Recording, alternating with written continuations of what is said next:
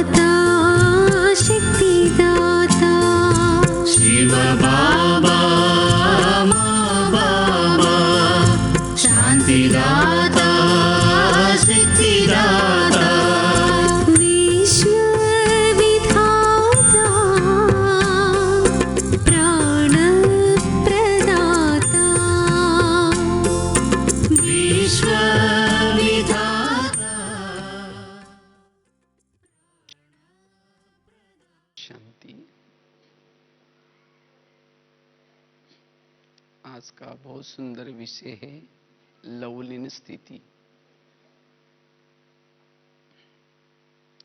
अभी सभी ने बाबा की मुरली सुनी। विशेष पूरी मुरली में बाबा ने मैं बाबा का, बाबा मेरा, क्योंकि अंतिम हमारी अवस्था है। इतना दिन हमने योग लगा करके अगर कुछ विकर्म रहा भी गया है,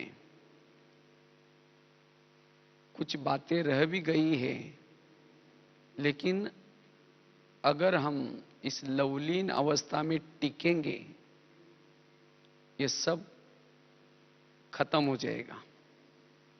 इसीलिए वर्तमान समय अनुसार लवलीन अवस्था में रहना बड़ा आवश्यक है।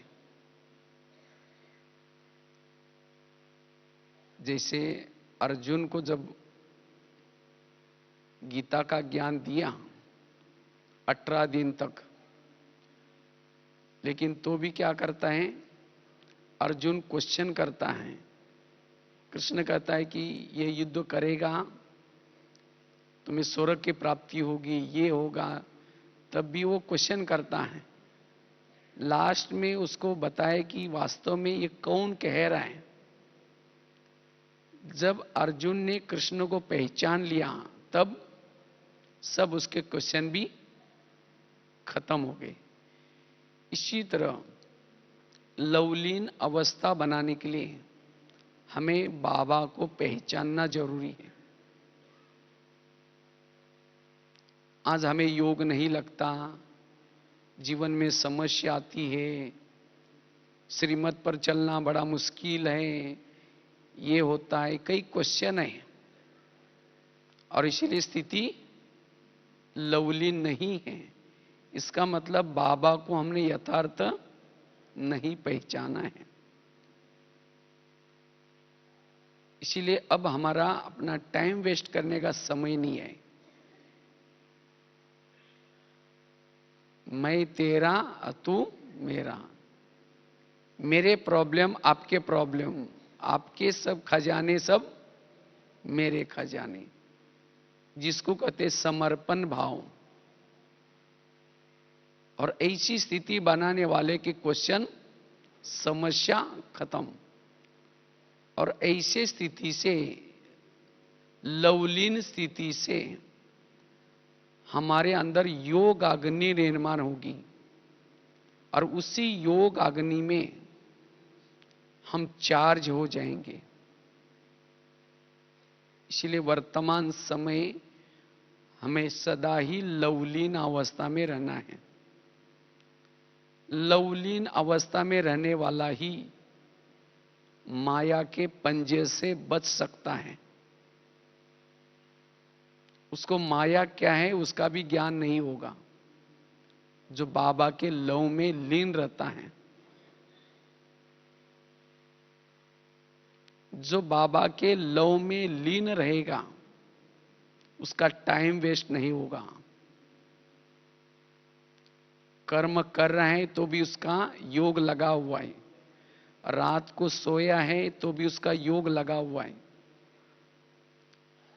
टाइम वेस्ट नहीं होगा, संकल्प वेस्ट नहीं होंगे, हर पल सफल होगा। लवलीन स्थिति में रहने वाला कभी यह नहीं कहेगा हमको पुरुषार्थ के लिए टाइम ही नहीं मिलता। वो लव में लीन है, उसको हर पल वही दिखाई पड़ रहा है। जिसको भक्ति मार्ग में कहते हैं ना, जिधर भी देखूं उधर तू ही तू। अर्थात हमारी अंतिम यह अवस्था है लवलीन अवस्था। और जो लवलीन स्थिति में रहता है वही तीव्र पुरुषार्थी है। वही तीव्र पुरुषार्थी बन सकता है। लवलीन स्थिति में रहने से हमारी समस्याओं का समाधान हो जाएगा। लवलीन में रहने वाला कभी नहीं कहेगा मेरे ये प्रॉब्लम है, मेरी ये समस्या है। उसको पता ही नहीं चलेगा कि समस्या क्या होती है। और जो लवलीन अवस्था में रहता है वो वायुमंडल को भी शुद्ध बनाने की सेवा कर रहे हैं। उसके अंदर सहन शक्ति, नम्रता, धैर्यता, मधुरता, ये गुण दिखाई पड़ेंगे। जो लवलीन अवस्था में रहता है उसके इर्द गिर्द में गुण और शक्तियां रहेगी।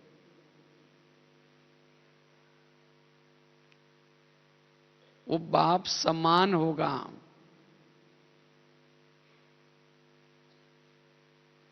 अपकारी पर भी उपकार करेगा।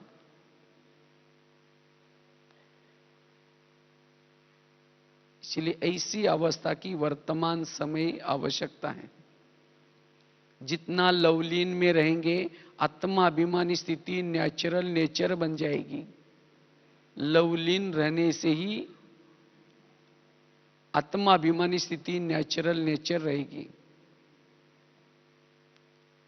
जितना लवलीन स्थिति में रहेंगे इस दुनिया की आकर्षण से, प्रभाव से मुक्त रहेंगे।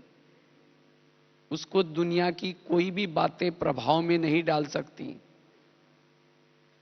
जो परमात्मा के प्रभाव में आ गया इस दुनिया की व्यक्ति, वस्तु सभी प्रभाव से मुक्त रहेगा। और जो लवलीन स्थिति में रहता है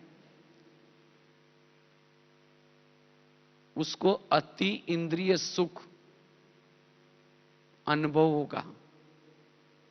अति इंद्रिय सुख। और जिन्होंने ये अति इंद्रिय सुख का अनुभव किया उसका दिल अंदर से गाता रहेगा, पाना था सो पा लिया, अब मुझे कुछ नहीं चाहिए। क्योंकि ये अतीन्द्रिय सुख केवल संगम युग में मिलता है, प्रभु मिलन से मिलता है। जो सुख पूरा युगों में कुछ देखने से, खाने से नहीं मिलता, वो सुख प्रभु मिलन से मिलता है। और ये अतीन्द्रिय सुख का अगर अनुभव करना है लवलीन अवस्था चाहिए। लवलीन स्थिति में रहने वाला आत्मा अनुभूति, परमात्मा अनुभूति कर सकता है। और जो लवलीन अवस्था में रहता है उसके अंदर के जो पुराने संस्कार हैं वो ऑटोमेटिकली परिवर्तन होंगे। इसलिए बाबा कहते बच्चे इस स्थिति का अनुभव करो।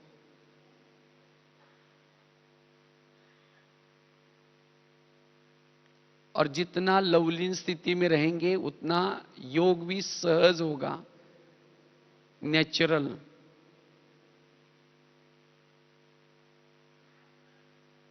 लवलीन स्थिति में रहने से वाणी में बल आएगा, कर्मों में बल आएगा, दृष्टि में बल आएगा। और जितना हम लवलीन अवस्था में रहते हैं, दूसरे के अंदर कोई भी कमी कमजोरी दिखाई नहीं पड़ेंगी, सब हमें मीठे लगेंगे, अच्छे लगेंगे, क्योंकि हम खुद लवलीन हैं।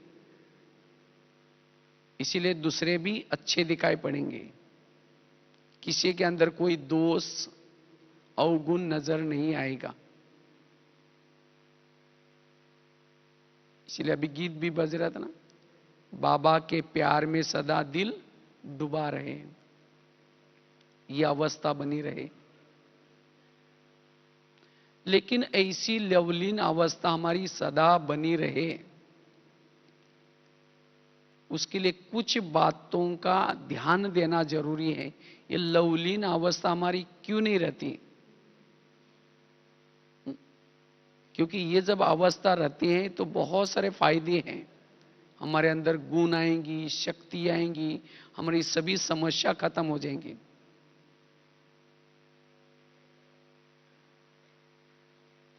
और हमें अनुभव होगा, हर बात का अनुभव। अब हम केवल ज्ञान सुनते हैं, लेकिन अनुभव की कमी। और जिन्होंने लवलीन स्थिति के द्वारा अनुभूति की है, वो अंत तक ज्ञान को कभी नहीं छोड़ेंगे। आज कई भाई बहने ज्ञान को छोड़ देते हैं, क्यों? उन्होंने जब तक ज्ञान में चले थे, ज्ञान के आधार से चले थे, अनुभव नहीं किया था। जिन्होंने अनुभव किया वो कभी नहीं छोड़ेंगे। इसीलिए बाबा कहते, बच्चे लवलीन स्थिति के द्वारा अनुभूति करो, प्रभु का प्यार क्या है, प्रभु कैसे सर्व संबंधों की पालना करता है, वो लवलीन स्थिति से पता चलेगा। और ऐसी लवलीन अवस्था में रहने से हमारे संकल्प समर्थ चलेंगे। आलस अलबेलापन नहीं आएगा, सदा अलर्ट, एक्टिव, लाइट की स्थिति रहेगी। इसलिए ऐसी लवलीन अवस्था में बनानी है। लेकिन उसके लिए हम क्या करें जो हमारी लवलीन अवस्था बनी रहे? उसके लिए सबसे पहली बात है, अगर हमें लवलीन अवस्था का अनुभव करना है, उसके लिए बाबा के साथ हमारा जिगरी प्यार चाहिए, लव चाहिए। बाबा को हमें यथार्थ पहचानने की जरूरत है। जो बाबा को यथार्थ पहचानता है,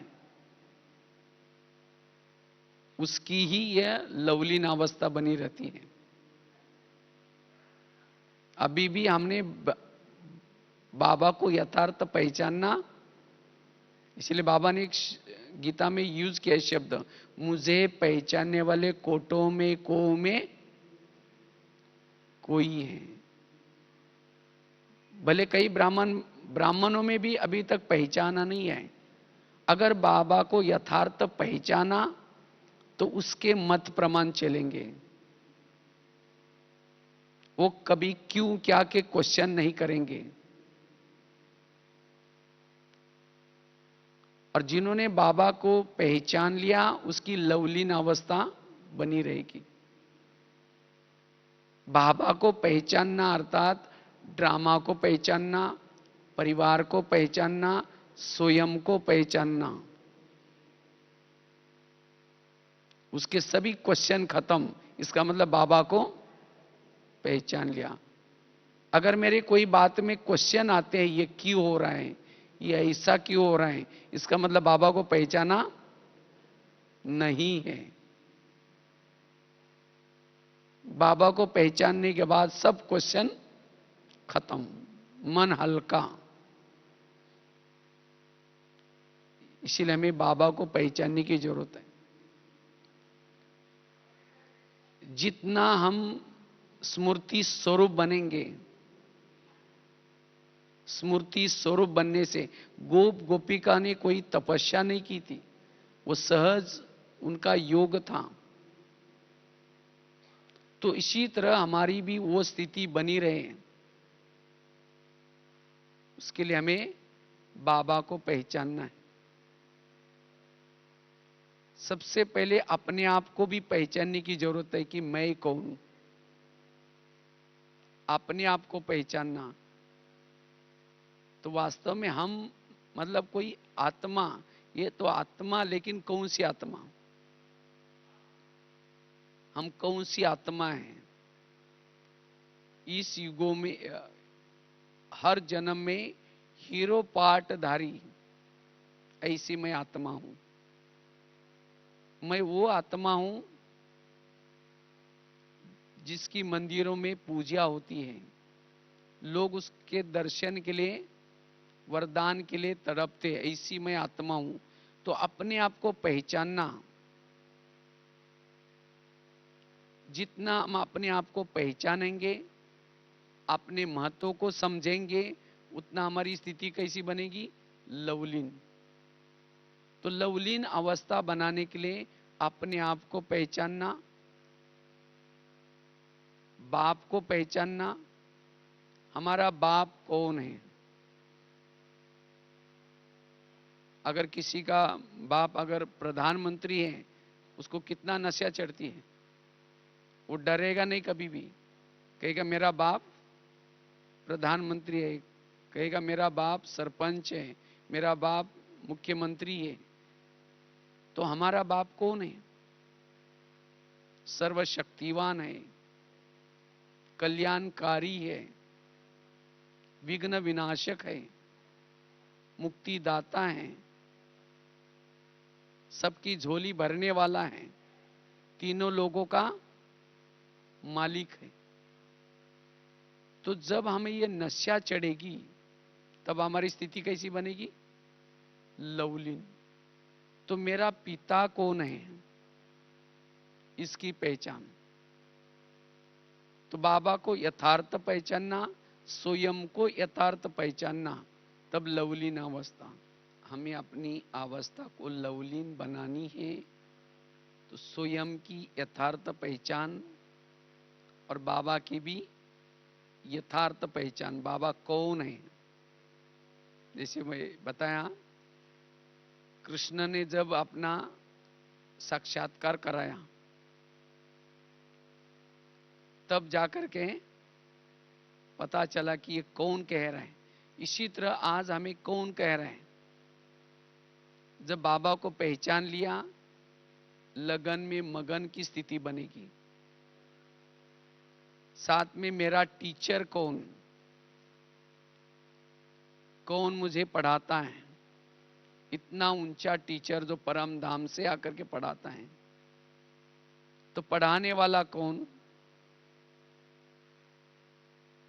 इस पढ़ाई का फल क्या मिलने वाला है। जितना इस बात को याद करेंगे, उतना लगन में मगन लवलीन स्थिति बनेगी। मेरा परम शिक्षक कौन, परम सदगुरु कौन। कई कहते ना हम तो इस गुरु के शिष्य हैं, बहुत नशा रहती है, लेकिन हम किस सदगुरु के हैं, गुरुओं का भी गुरु, सबको सदगति देने वाला हम उसके हैं, सबको वरदान देने वाला, मुक्ति देने वाला। तो हमारा सदगुरु इतना ऊंचा। जब हम योग में बैठते हैं, जब ये बातें याद करते हैं, जितना स्मृति स्वरूप होकर के बैठते हैं, उतनी हमारी स्थिति लवलीन बन जाएगी। क्योंकि जब हम योग में बैठते तो स्विच को, स्मृति को ऑन करके बैठना है।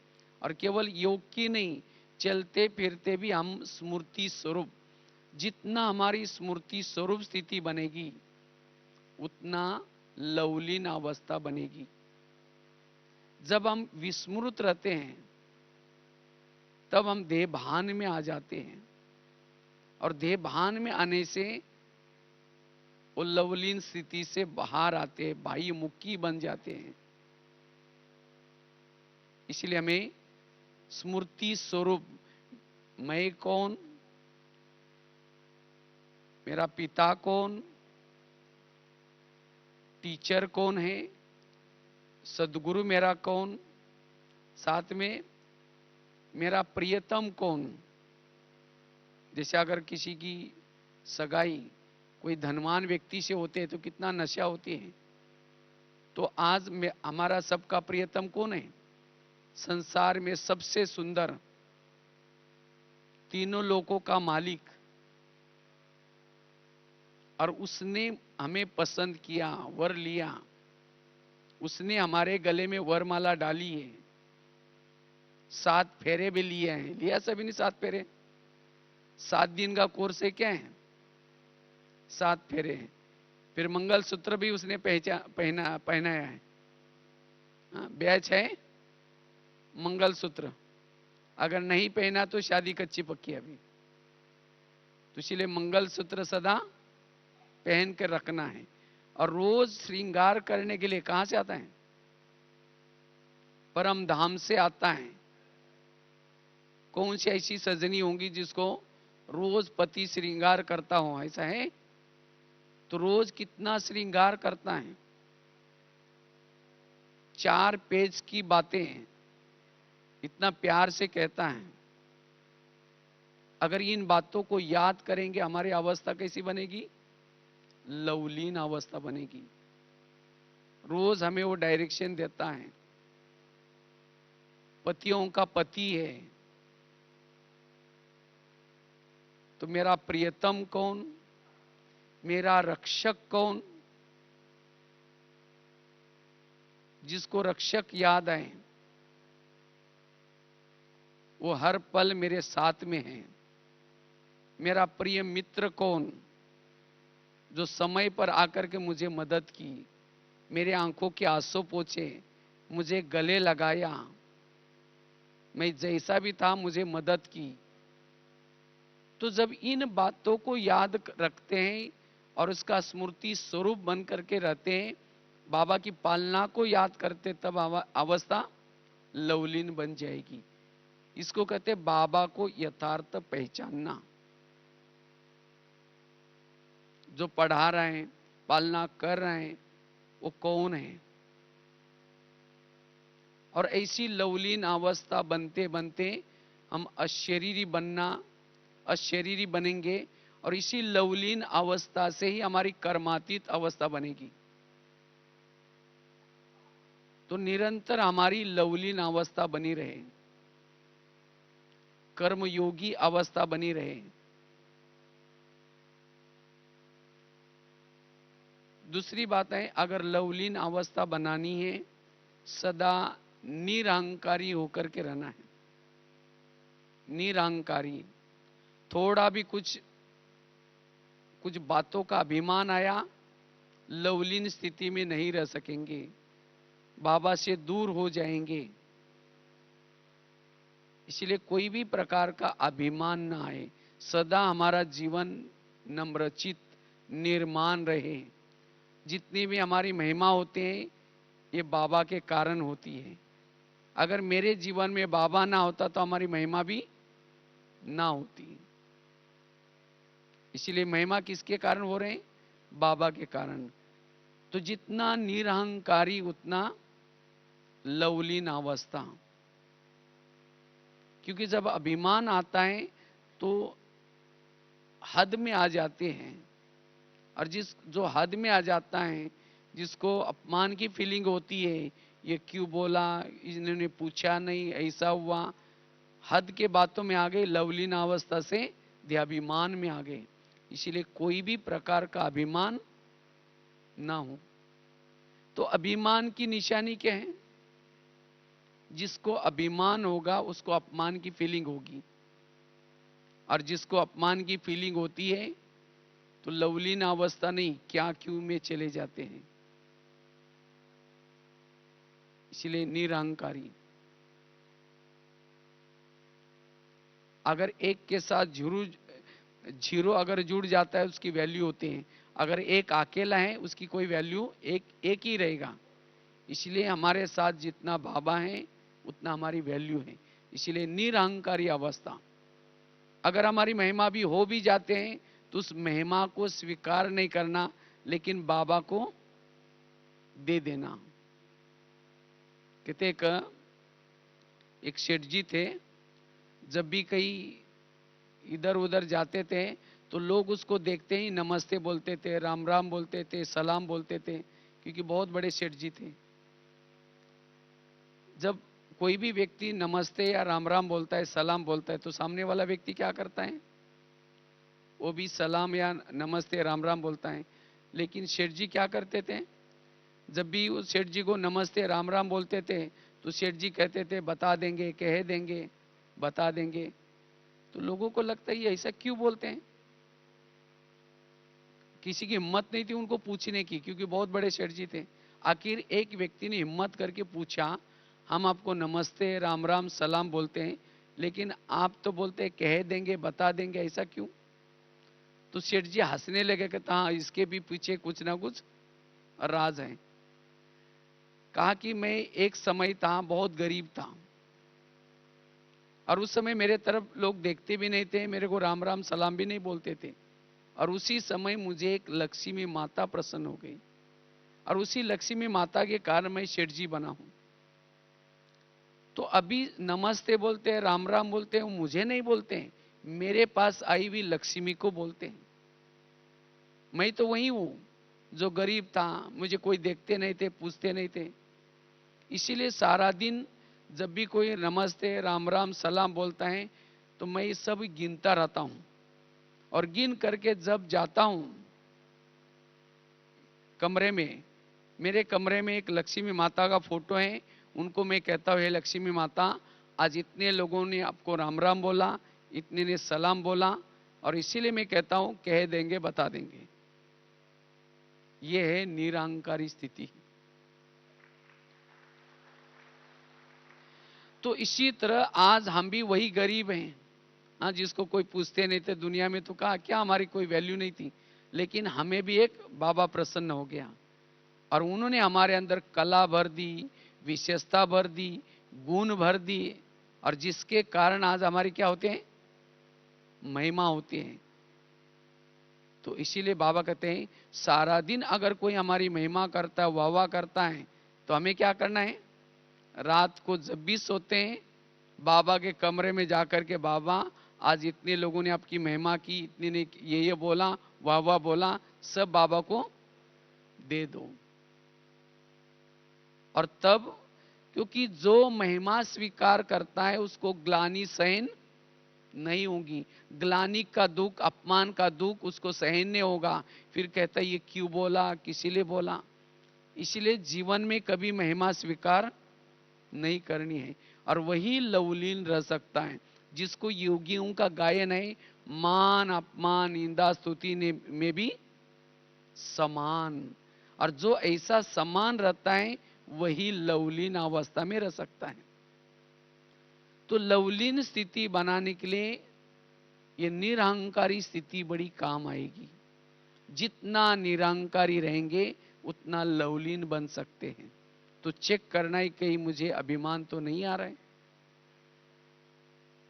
ये सब बाबा की देन है, क्योंकि प्रभु जब इस धरती पर आता है तो हर एक का भाग्य बनाने के लिए हर एक के अंदर कोई ना कोई कला भर देता है, कोई विशेषता दे देता है।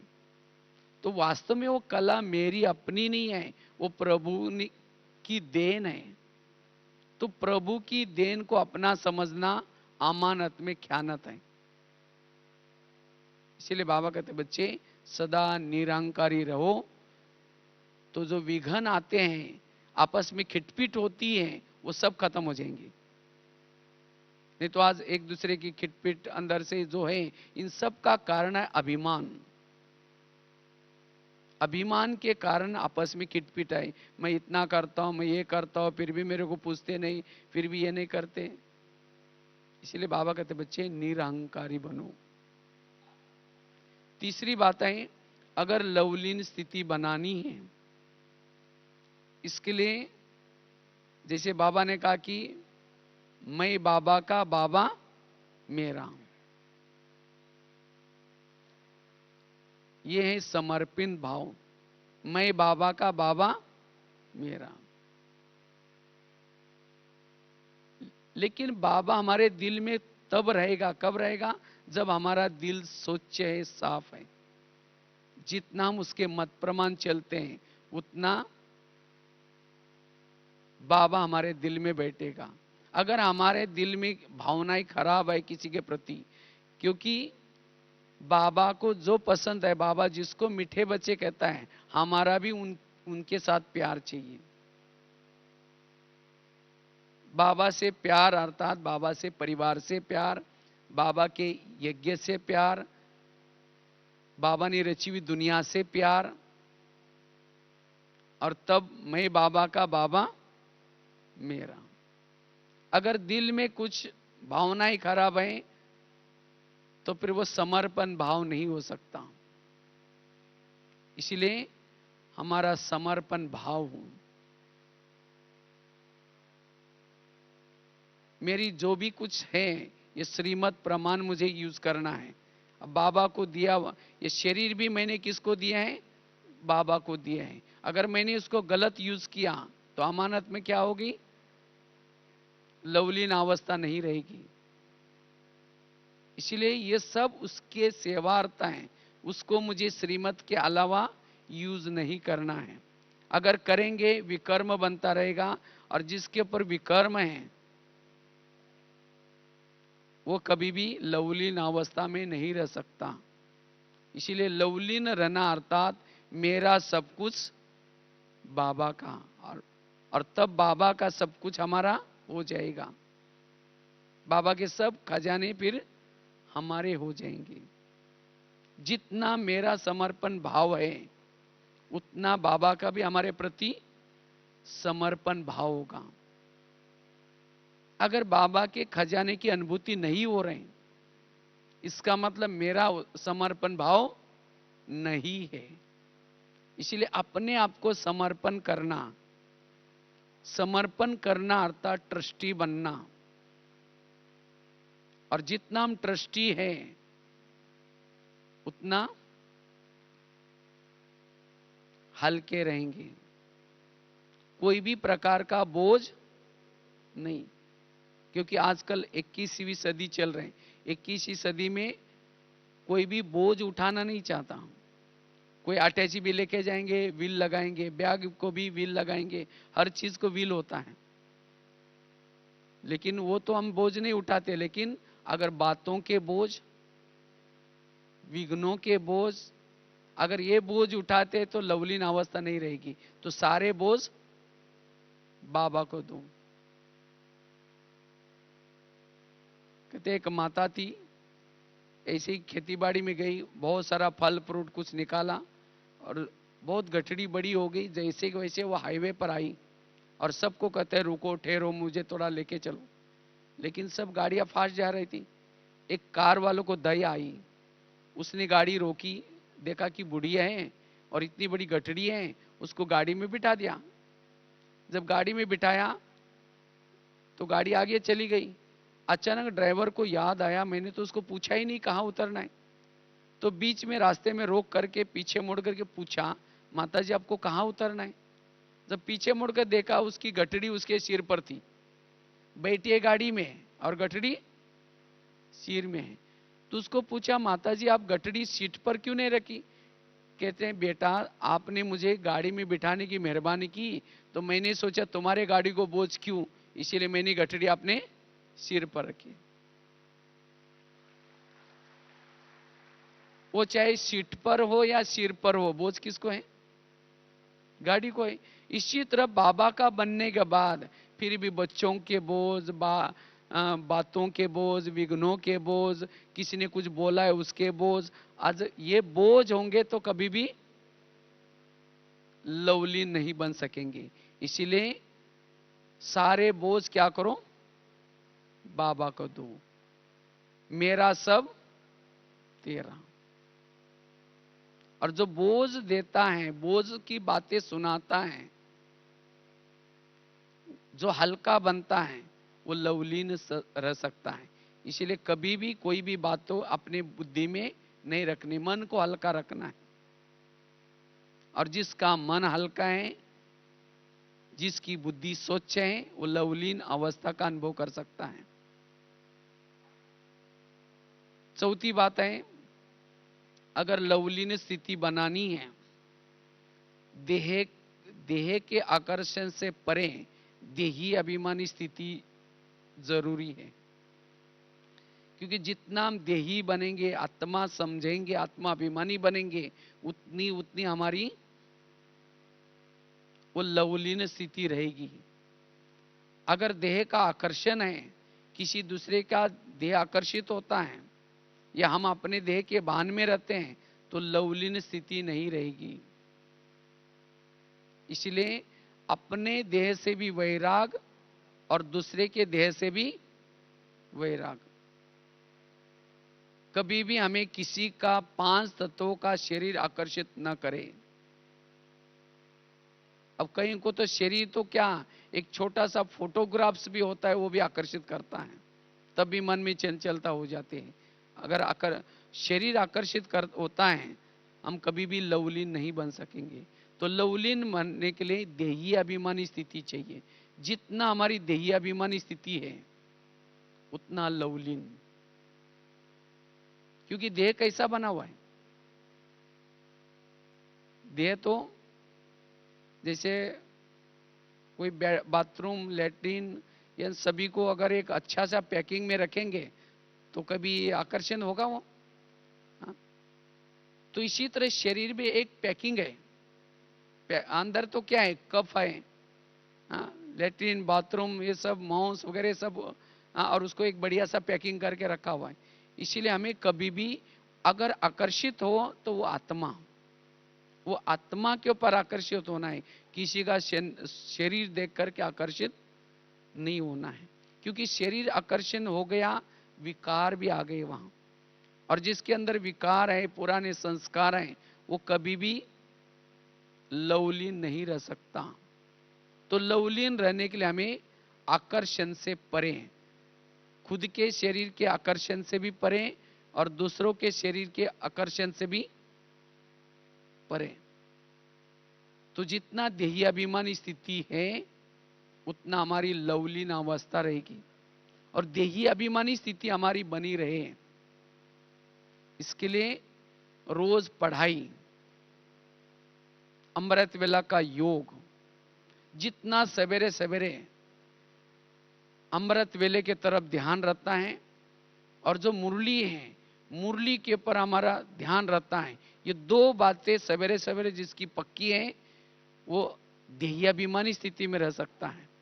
और जितना सवेरे जो देही अभिमानी का अनुभव किया, वो सारा दिन किसी के भी शरीर के आकर्षण में नहीं आएगा। देही अभिमानी स्थिति में रहने से बाबा के लव में लवलीन रहेगा। जिसको बाबा कहते देखते हुए भी न देखने की अवस्था बनी रहेगी, देखते हुए भी न देखने की अवस्था बने रहने के लिए देही अभिमानी स्थिति चाहिए। तो जितना हम देही अभिमानी स्थिति में रहेंगे, उतना लवलीन रहेंगे, एक बाबा के प्यार में मगन रहेंगे। तो कितनी बातें बताई। पहली बात बताई, बाबा के संबंध, जो बाबा हैं, बाबा को यथार्थ पहचानना, बाबा के प्यार में मगन हो जाना। बाबा कौन है, हम स्वयं कौन है, सर्व संबंध बाबा के साथ मेरे कितने ये। तो जितना इस बातों के लगन में रहेंगे, उतना हमारी लवलीन अवस्था रहेगी। दूसरी बात कौन सी बताई, जितना निरहंकारी है, उतना लवलीन अवस्था। तीसरी बात बताई, जितना हम देही अभिमानी हैं, उतना लवलीन अवस्था। चौथी बात है, अगर हमें लवलीन बनना है, लवलीन स्थिति की अनुभूति करनी है, तो जीवन में आने वाली समस्या का जो बाबा ने ज्ञान सुनाया, जो कर्मों की गुह्य गति बताई, इसके आधार से हमारे अपनी जीवन की समस्या का समाधान करें। जिसके जीवन में कोई छोटी छोटी विघ्न है, छोटी छोटी बातों के लिए अंदर से संकल्प चलते हैं, वो लवलीन नहीं रह सकता। ये क्यों हो रहा है, ये मेरे साथ क्यों होता है। इसीलिए बाबा कहते बच्चे, कर्मों के गुह्य गति को समझ लो। मेरे साथ जो कुछ होता है ये सब मेरे ही कोई कर्मों का फल है, इसीलिए दूसरे किसी का दोष नहीं है। हम दूसरे के ऊपर दोषारोपण करते हैं, इसके कारण ऐसा हुआ, ये मेरे साथ ऐसा हो रहा है। अगर इन बातों में चली जाते हैं तो हमारी अंतर्मुखता की अवस्था के बजाय बाह्यमुखी बन जाते हैं। और जो बाह्यमुखी हैं, जिसके संकल्प विकल्प चलते हैं, वो लवलीन स्थिति का अनुभव नहीं कर सकता। इसलिए हमारे अपने जीवन में आने वाली समस्या का क्या करना है, समाधान। जीवन में जो भी कुछ कारण है उसका निवारण करना है। इसके लिए जिसके पास ज्ञान की डीप स्टडी है, वही क्वेश्चन प्रश्न से पार रह सकता है। और जिसके जीवन में कोई क्वेश्चन नहीं है, क्यों क्या, वही लवलीन रह सकता है। नहीं तो कभी कभी हम योग में तो बैठ जाते हैं, अवस्था लवलीन बनाने के लिए शुरू तो करते हैं, मैं आत्मा हूं शांत स्वरूप, फिर कह के मेरे को उन्होंने क्यों बोला, फिर कह के छोड़ो मैं आत्मा हूं शांत स्वरूप, फिर कह के 15 दिन पहले भी तो बोला था, फिर कह के ठीक है मैं आत्मा हूं, फिर कह के सबके बीच में क्यों बोला। वो कहाँ लवलीन अवस्था बनी रहेगी। इसका मतलब मैंने ड्रामा को नहीं समझा, मैंने कर्म गति को नहीं समझा, जो हो रहा है सब अच्छा हो रहा है उसको नहीं समझा। तो जिन्होंने ज्ञान की इस बातों को अच्छी तरह समझ लिया,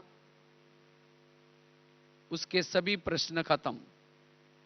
अगर जीवन की समस्या है, संकल्प चलते हैं, ज्ञान को नहीं समझा। एक सीढ़ी में एक अपना एक चित्र है, सीढ़ी में दिखाया जाता है कि एक गीता और शास्त्र एक शिरा ने रखा है, और एक भिखारी क्या कर रहा है, कटोरा लेकर के भिक्षा मांग रहे हैं। ये वास्तव में ये चित्र किसका है, ये हमारा ब्राह्मणों का चित्र है। इतनी बड़ी मुरलियां, इतनी सारी मुरलियां आज हमारे पास है, इतनी बाबा ने सब कुछ ज्ञान सुनाया है, लेकिन इसको कहां रखा है, शिरा ने। और फिर कहते बाबा मेरा योग नहीं लगता, बाबा मेरे ये प्रॉब्लम है, ये समस्या है। सब कुछ ज्ञान होने के बाद फिर भी क्या करें, कटोरा लेकर के मांग रहे हैं। इसीलिए बाबा कहते बच्चे ज्ञान की स्टडी करो। आज भी बाबा कहता ना, जिसका पढ़ाई का शौक है वही बाबा के लव में लीन रह सकेंगे। इसीलिए लवलीन बनने के लिए हमारे जीवन की सभी समस्याओं का समाधान बाबा ने मुरलियों के माध्यम से, ये क्यों आता है, किसी लिए होता है, सभी प्रश्न का जवाब दिया। इसीलिए हमें मुरलियों की स्टडी करनी है। केवल ऐसा नहीं कि एक बार सवेरे सुन ली, उसको दोबारा फिर पढ़ना है। छोटी छोटी बहुत सारे अपने डायरेक्ट शिव भगवान वाच्य हमें केवल संगम युग में ही मिलता है।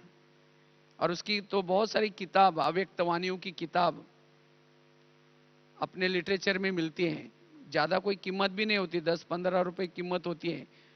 अगर वो लेकर के उसकी स्टडी करेंगे, डायरेक्ट बाबा के महावाक्य हैं, श्रीमत दिए हैं, तो जितनी इसकी स्टडी करेंगे हमारे सब क्वेश्चन के जवाब मिलेंगे।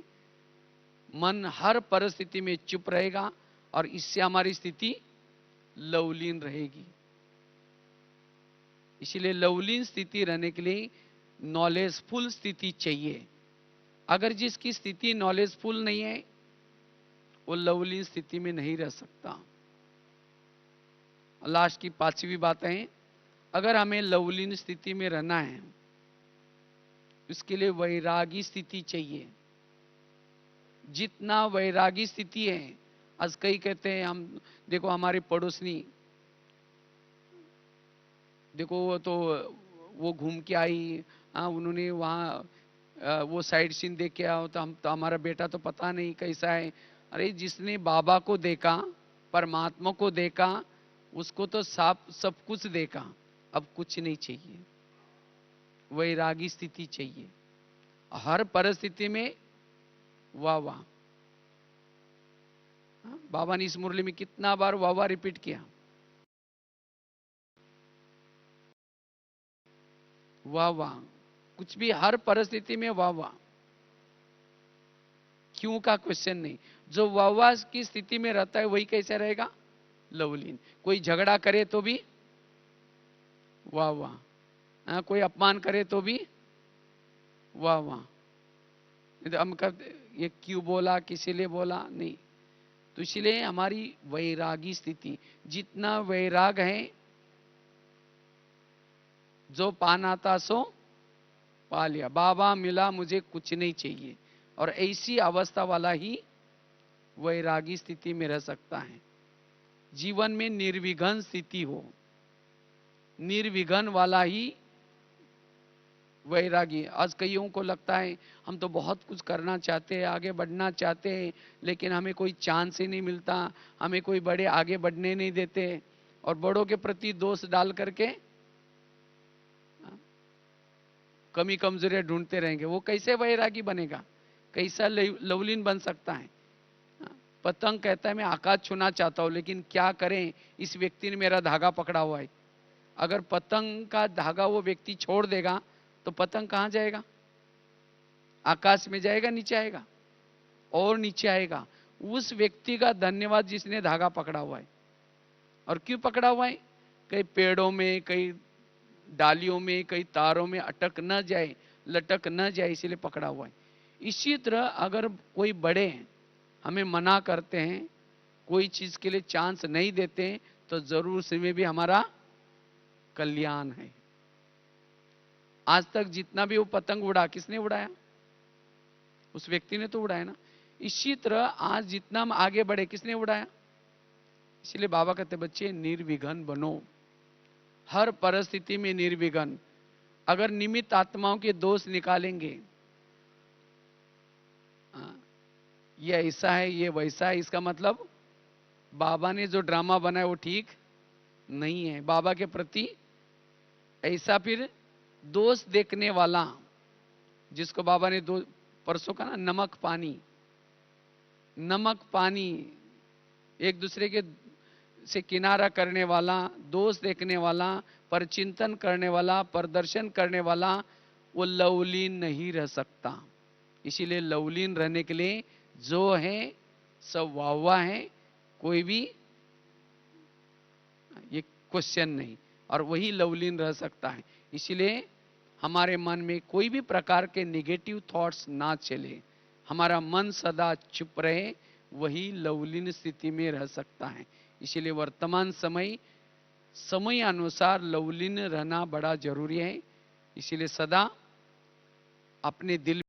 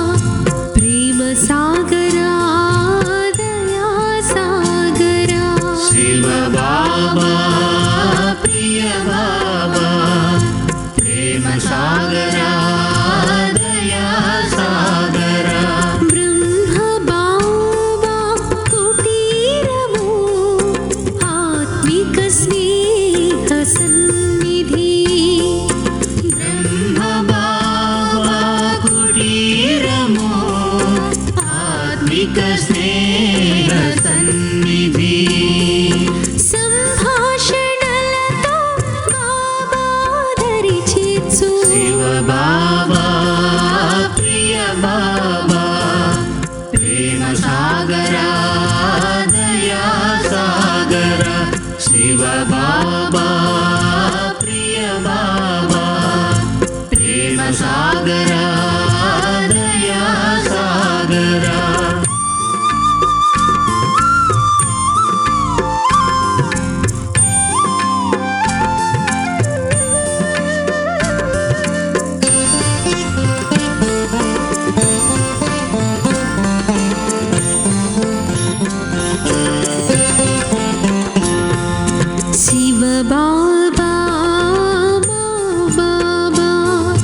शक्ति भंडारी स्नेह भंडारी शिव बाबा बाबा शक्ति भंडारी स्नेह भंडारी व्यर्थमुలను వదిలించి సమర్థ సంకల్పాలు కలిగి వ్యర్థములను వదిలించి సమర్థ సంకల్పాలు కలిగే బాబా యజ్ఞ చారిత్రక ధామము శివ బాబా బాబా శక్తి భండారి స్నేహ భండారి శివ బాబా బాబా శక్తి భండారి స్నేహ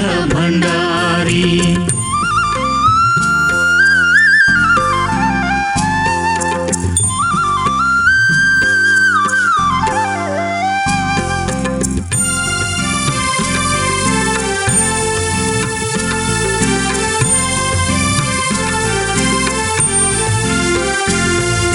शिव बाबा बाबा सुंदरेश्वरा काशी विश्वेश्वरा శివ బాబా బాబా సుందరేశ్వర కాశీ విశ్వేశ్వర శాంతివనం మధురవనం జ్ఞానయోగుల శక్తివనం శాంతివనం మధురవనం జ్ఞానయోగుల శక్తివనం